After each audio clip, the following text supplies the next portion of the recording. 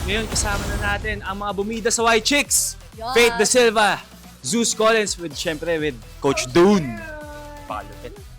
Coach, alam mo naman natin na ikaw naging utak ng choreo na to. So paano mo na-match yung team ng White Chicks sa dance choreo? For me, hindi siya naging mahirap ng sobra kasi nga knowing them na mahilig silang. Like yung normal state nila iconic. outside ng stage, sobrang jolly, sobrang energetic, sobrang laging may jokes, laging nagpapatawa, yun.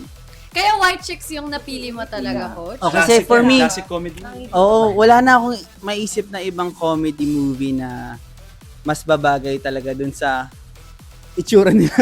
Talaga. Specifically ni Zeus. Oo, kasi pareha sila matangkad, 'di ba? Tapos ganyang build. So, sobrang naging makes sense. natural Oo. lang. Swak na swak talaga. Pero, Mare, sino ka ba today? Susi. Zusi. Zusi Red. Zusi. Saang part kayo nahirapan dun sa buong routine ninyo kanina? Sa akin, wala naman siguro. Sa Yung ano makeup lang, lang, yung sa contact pag-makeup. lens lang, medyo nahirapan ako. Ikabit. Kasi First time niya makuha magkabit ng contact Ano ka ba? lens. Ay, wow! Ikaw na. First time ko to, no? Perfect sis, parang natural lang. Okay. Di ba?